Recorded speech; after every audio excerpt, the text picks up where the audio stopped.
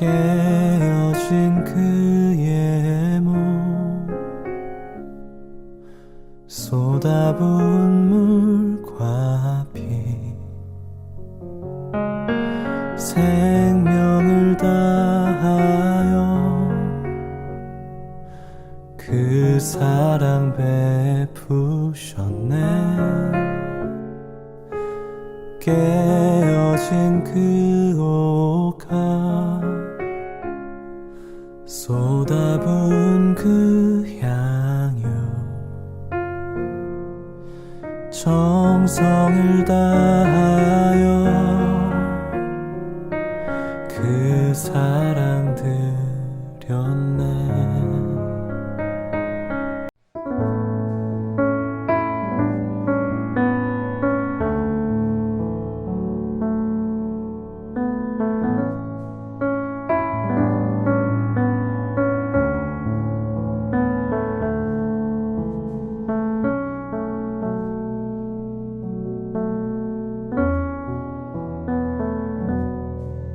수요 영상 예배로 믿음의 삶을 지켜 나아가는 우리 삼손 가족들을 축복합니다. 설마 내가 아플까? 또 설마 내가 걸리겠어? 라는 그런 우리가 이제 물음을 스스로에게 던져올 때가 있죠. 삶은 그래서 저는 배움이라고 생각합니다. 삶은 배움이기에 늘 100점만 맞을 수는 없습니다. 때로는 80점도 맞고 또 50점도 맞고 또 어쩌다 보면 빵점도 맞아보는 것이 그래서 인생이라고 생각을 합니다. 그러나 여기서 중요한 것은 그래 뭐 빵점 맞을 수도 있지 라고 하는 것이 아니라 왜 그랬을까? 여기서 앞으로 나는 어떻게 해야 할까 생각해보고 또 교훈을 얻는 것이 무엇보다 중요하다라고 생각을 합니다. 그래서 슬픔도 필요합니다. 고통도 필요합니다. 좌절도 인생의 일부라는 사실을 깨달아야 그 삶이 겸손해진다라는 생각을 해보게 됩니다. 우리가 예수님의 십자가 또 주님의 십자가라고 말만 했지 또는 노래만 불렀지 정작 나의 십자가 또는 내가 져야 할 십자가라고 느끼지 못할 때가 참 많습니다. 제가 이 제국의 역사, 로마 제국의 역사를 살펴보면서 느낀 점이 참 많아요. 그 중에 하나가 바로 어느 날 갑자기는 없다는 겁니다. 어느 날 갑자기는 없는 거죠. 우리 주님의 십자가 사건은 어느 날 갑자기 이루어진 것이 아니었습니다. 즉흥적으로 이루어진 것이 아니었다라는 거예요. 사실 우리 주님의 사역은 십자가에 이미 맞춰진 것이었고 십자가의 길이 곧 주님의 삶이었다라는 것을 우리가 이 말씀을 통해서 보게 됩니다. 그러나 주님은 여기서 멈추지 않으셨고 무리와 제자들에게 누구든지 나를 따라오려거든 자기를 부인하고 자기 십자가를 지고 나를 따를 것이니라 마가복음 8장 34절 가운데 말씀하셨죠. 준비가 안 된 제자들은 골고다 언덕에 오르시는 예수님을 버리고 다 도망가기 바빴습니다. 아마 이때도 그랬을 것 같아요. 설마 예수님의 제자들의 생각인 거죠. 설마 예수님이 십자가를 지실까? 아마 그런 생각을 했을지도 모르겠습니다. 그래서 예수님이 예루살렘 성에 입성하실 때 주님의 제자들이 같이 따라갔던 이유도 설마 예수님이 십자가를 지시겠어? 우리 주님이 왕궁으로 가시겠지? 왕의 권세로 오신 분이 왕이 되시기 위해서 오신 분이 왜 십자가를 지실까라는 생각을 했을지도 모르겠어요. 그러나 우리 주님은 왕궁으로 향하지 않으셨고 골고다 언덕을 택하셨죠. 아마 여기서 적잖게 많은 예수님의 제자들이 당황했을지도 모르겠습니다. 설마 또 우리 주님이 이제 십자가를 지실 때 설마 우리 주님이 하나님의 아들이신데 그 십자가의 죽음을 당하실까? 죽으실까? 아마 그런 생각도 했을 거예요. 그러나 우리 주님은 십자가에서 죽으셨습니다. 완전한 죽음을 이루셨습니다. 아마 지금 많이 깜짝 놀랐을 거라고 생각을 합니다. 아마 저라도 놀라지 않았을까요? 이미 말씀드렸지만은 주님은 그 십자가를 갑자기 이루신 것이 아니었어요. 주님은 그 십자가를 위해서 걸으셨고 그 십자가를 위해 고난을 당하셨고 그 십자가를 향해 가셨다라는 것을 우리가 봅니다. 바로 때입니다. 때가 된 것입니다. 하나님의 때 카이로스가 임하였다라는 것을 우리가 이 십자가의 사건을 통해서 발견하게 됩니다. 로마 제국에도 바로 그런 때가 찾아온 것입니다. 설마 그 위대한 제국 로마가 무너지기야 하겠어? 라고 생각을 했을 거예요. 아마 많은 사람들이 그렇게 생각을 했을 겁니다. 네, 그런데 로마도 무너집니다. 우리 이전 시간에 함께 살펴보았던 성 어거스틴이 쓴 하나님의 도성에서도 이와 같은 주제를 다룬 것처럼 그렇습니다. 로마도 무너집니다. 어느 나라도 무너집니다. 그러나 하나님의 도성, 하나님의 나라는 결코 무너지지 않습니다. 그것을 이 로마 제국의 멸망해 가는 그 죽음의 과정을 통해서 우리는 발견하게 되는 것이죠. 어느 날 갑자기 무너진 것이 아니라는 사실입니다. 이 로마가 그 죽는 과정, 특히 오늘 이제 서로마의 멸망 과정을 살펴보려고 하는데요. 이 서로마의 죽는 과정은요, 서서히 죽음을 맞이했다라는 겁니다.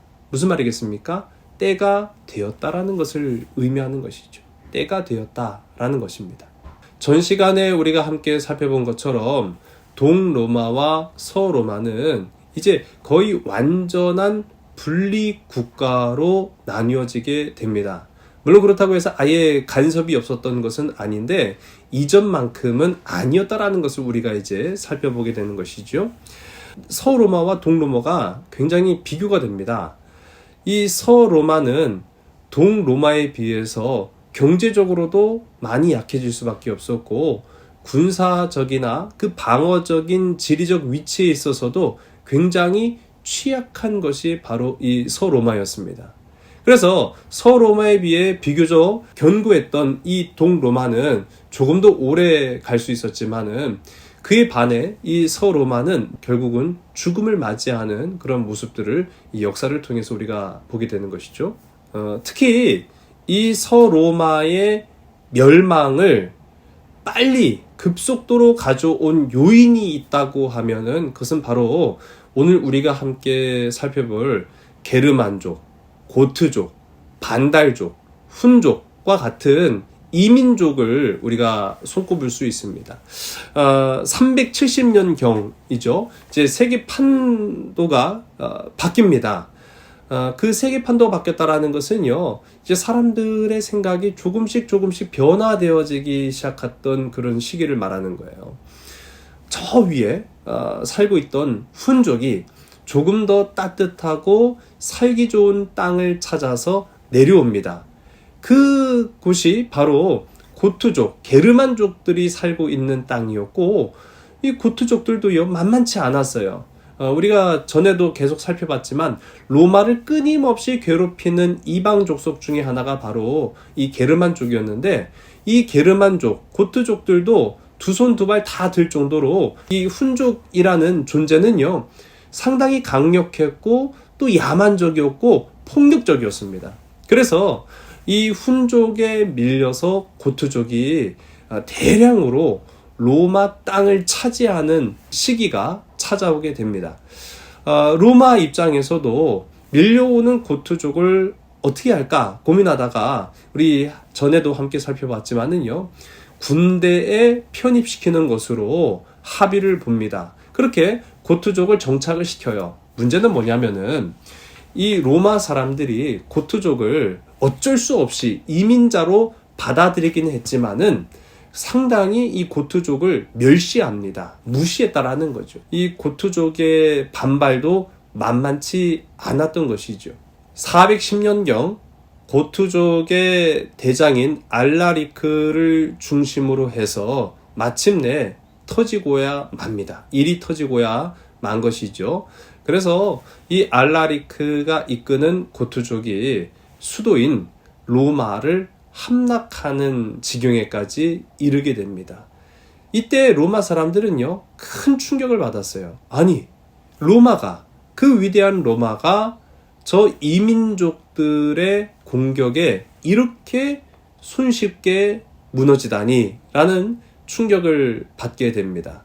근데 중요한 것은 뭐냐면요, 이때 서로마 사람들이 아직 정신을 차리지 못했다라는 사실입니다. 우리가 더 방비를 철저히 하고 군대를 잘 기르고 정치를 바르게 해야 되겠다라는 생각을 한 것이 아니라 안일하게 생각하고 말았다라는 사실이죠. 이렇게 서로마가 고트족에게 고전을 면치 못하고 있을 때 이런 혼란을 틈타서 같이 내려온 부족이 있습니다. 그게 바로 반달족이에요. 반달족도 고트족과 마찬가지로 훈족이 밀고 내려오니까 어쩔 수 없이 이 로마가 통치하는 땅으로 흘러 들어갈 수밖에 없었는데, 이전이라고 한다면은 아마 로마가 잘 방비를 하고 막아섰다고 한다면 넘어가지 못했을 문제인데, 이 서로마가 삐그덕거리고 고트족에 의해서 로마 시내가 함락되는 지경에까지 이르는 어수선한 상황이 되니까 아주 손쉽게 로마 땅으로 들어오게 됩니다. 그리고 저 끝까지 밀고 내려가서 오늘날의 이제 스페인 땅이죠. 스페인까지 이 반달족이 차지하게 되는 거예요. 더 큰 문제는 반달족이 여기에 머무르지 않고 바다를 건너갑니다. 이제 스페인에서 바다를 건너게 되면은 북아프리카가 바로 나오거든요. 이 북아프리카까지 진출을 하게 되는데, 이 땅은 로마 제국의 영토였죠. 그러니까 로마 제국의 영토인 북아프리카의 땅을 이 반달족이 차지하게 됩니다. 그러면서 이제 반달 왕국을, 이제 반달 제국을 세우게 되는 것이죠. 결정적인 문제는 뭐냐면, 이 북아프리카가 서로마의 식량 창고였다라는 사실이에요. 이 서로마는 거의 대부분의 식량을 북아프리카에 의존하고 있었는데, 그만 이 어지러운 상황 가운데 이 북아프리카를 반달족에게 빼앗기고 맙니다. 그리고 이어서 악몽 같은 사건이 벌어지게 되는 것이죠. 455년 북아프리카를 차지하고 있던 이 반달족이 이탈리아를 향해 함대를 이끌고 갑니다. 이탈리아 로마 시내를 함락하게 되는 그런 충격적인 사건이 벌어지게 되는 것이죠. 로마 시내는요, 14일간 불탔다고 합니다. 14일간 이어지는 이 반달족의 약탈에 거의 대부분의 재산을 빼앗기고 노략질 당하고 파괴하게 이르는 것이죠. 그래서 오늘날에도 반달리즘이라는 용어가 있는데요. 이 반달리즘이라고 하는 용어는 약탈과 파괴를 일컫는 대명사로 이제 일컬어지게 되는 것이죠. 우리가 잠깐 이제 시계를 돌려보겠습니다. 훈족이 내려왔을 때 처음 노린 것은 동로마였어요.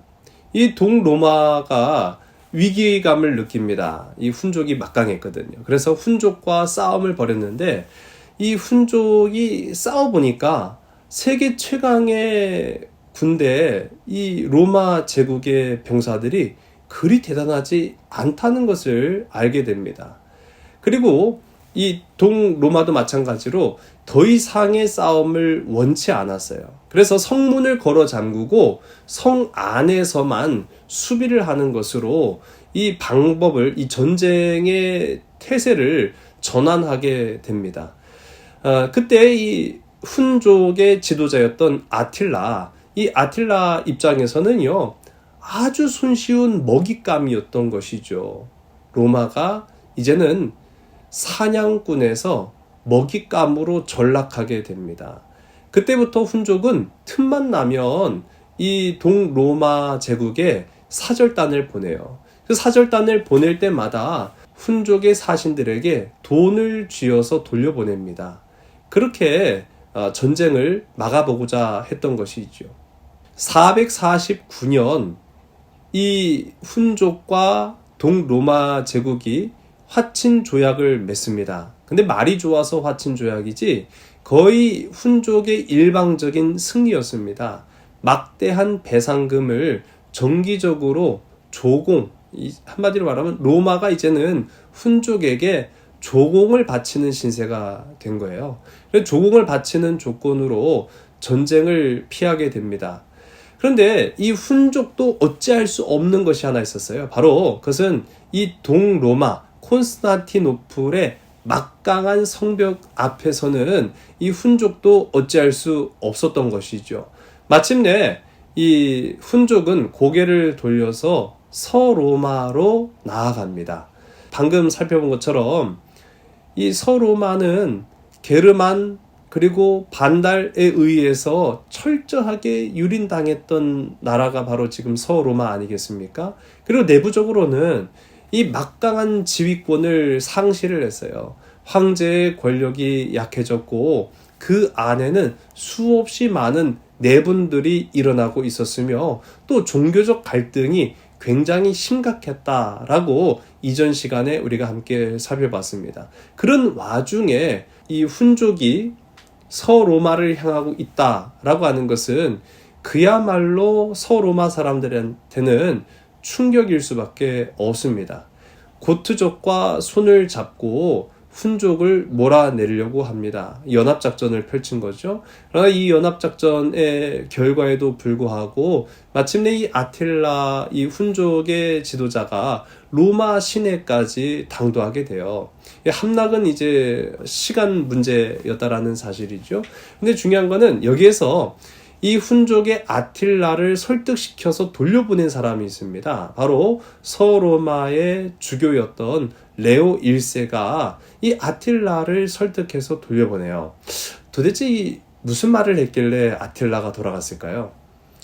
추측해보건대 아마 겁을 줬을 것이다 라고 이야기를 합니다.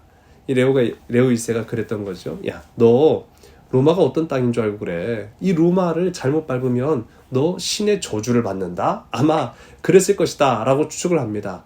실제로 이 아틸라가 돌아간 이후 2년 뒤인 453년에 아틸라는요 정말로 피를 토하며 갑작스럽게 죽고 훈족은 그 강력했던 영향력을 더 이상 펼치지 못하는 그런 모습들을 발견하게 됩니다. 이러한 일련의 사건들을 통해서 서로마는 서서히 그 운명을 다해갑니다. 때가 되었다라는 사실이죠. 근데 우리가 여기서 주목할 것은 서로마의 멸망이 아닙니다. 서로마의 죽음이 아니라 이제 이 서로마의 땅을 차지하고 들어온 게르만족, 반달족, 훈족 이런 이민족 어떻게 보면은 외부에서 들어온 사람들을 우리가 주목해 보는 것입니다. 이러한 지금까지 살펴봤던 이 야만적이고 미개한 이 게르만족, 반달족 이런 사람들이요 오늘날 유럽의 출발점이 됩니다. 이들이 로마를 거쳐가면서 복음화가 되었다라는 사실이에요. 요한복음 12장 47절의 말씀입니다. 사람이 내 말을 듣고 지키지 아니할지라도 내가 그를 심판하지 아니하노라. 내가 온 것은 세상을 심판하려 함이 아니요 세상을 구원하려 함이로라. 아멘. 요한복음 12장 47절이 말씀하고 있습니다. 우리가요 로마의 감정이입이 되면은 로마가 멸망하지 않았으면 하는 그런 마음이 있죠. 우리가 드라마를 통해서도 주인공에게 감정이입이 되면은 주인공을 괴롭히는 주변의 많은 사람들이 밉게 느껴지는 것처럼 마찬가지입니다.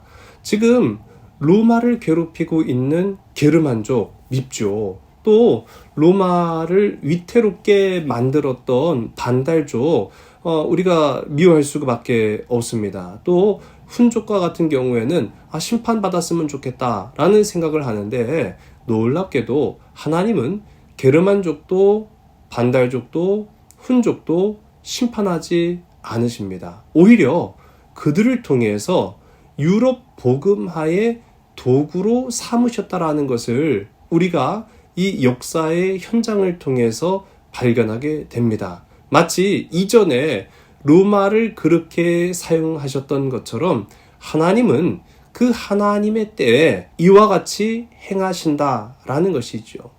때로는 로마에게는 고난일 수 있겠지만, 로마에게는 아픔일 수도 있겠지만, 그 아픔, 그 슬픔, 그 좌절과 괴로움을 통해서 하나님은 하나님의 일을 이루어 나아가신다라는 것을 우리가 보게 되는 것입니다. 우리 그래서 생각할 필요가 있는 거예요. 남 때문인 줄만 알았습니다. 내가 고난당하고 내가 고통당하는 것이 남 때문인 줄로만 알았습니다. 내 마음이 메마른 것이 남 때문인 줄로만 알았습니다. 그런데 아니라는 것이죠. 우리가 no cross, no crown이라는 말을 합니다. 십자가 없이는 영광도 없다라는 의미죠. 그런데 우리가 정작 이러한 말을 하면서도 주의 십자가 지기를 원치 않습니다. 참 부끄럽기 짝이 없는 우리의 모습들을, 우리의 믿음의 현주소들을 발견하게 됩니다. 갑자기 이루어진 십자가는 없다라는 사실 우리가 기억하면서 주님의 십자가에 동참하는 저와 여러분 되길 간절히 소원합니다. 내가 주와 함께 이 십자가의 고난에 동참하면 하나님은 내게 어떤 은혜를 베푸실까? 내가 이 십자가를 통해 용서하면 하나님은 어떤 기쁨의 역사를 우리의 삶에 이루실까? 내가 이 십자가를 통해 죽으면 하나님은 어떤 부활의 영광을 우리 가운데 펼쳐 보이실까라는 그런 생각들을 해보게 됩니다. 이제 고난주간 이 십자가의 사건, 우리 가운데 여러 가지 어려운 형편에 있는 우리 믿음의 지체들이 있다고 한다면 이 십자가의 고난에 동참하는 저와 여러분 우리 모두가 다 되기를 주의 이름으로 간절히 소원합니다. 기도하시겠습니다. 하나님, 은혜를 참으로 감사합니다. 내가 당하는 이 고난, 이 아픔 생각하면서 남을 원망하기도 하고, 때로는 환경과 조건을 탓하기도 하고, 심지어는 하나님 원망하며 살았던 우리의 모습을 주님 이 시간 용서하여 주시옵소서. 하나님은 하나님의 때에 반드시 그 아름다운 십자가의 역사를 이루신다라는 사실, 오늘 이 시간 우리가 기억하면서 나의 고난을 통해, 나의 아픔을 통해 주님과 함께하는 이 십자가의 그러한 모든 환난을 통해 하나님은 또 다른 새로운 역사를 우리의 삶에 펼쳐 보이실 것을 확신하고 기대하는 마음으로 이 고난주간을 살아내는 자들 되게 인도하여 주시옵소서. 다만 우리 주변에 나보다 더 괴로움을 당한 이웃들을 돌아보게 하시고 사랑을 나누게 하시고 용서하게 하시며 십자가를 온전히 세우는 자들로 우리를 사용하여 주시옵소서. 특별히 우리 삼손 가족들 가운데 육체적으로나 또 마음적으로나 또 영적으로 갈급하고 어려운 심령들 주님 찾아가 주셔서 어루만져 주시고 위로하여 주시고 다시 일으켜 주셔서 하나님의 말씀의 역사를 살아낼 수 있는 우리 모든 믿음의 지체들 다 되게 인도하여 주시옵소서. 용기 잃지 아니하도록 말씀으로 우리를 굳건히 살피시는 참사랑 되시는 나사렛 예수 그리스도의 이름으로 감사하며 간절히 기도드렸사옵나이다. 아멘. 내가 주께로 지금 가오니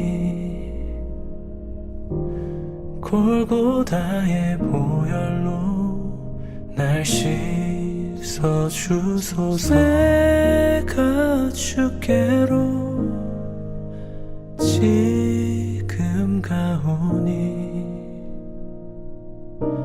골고다의 보혈로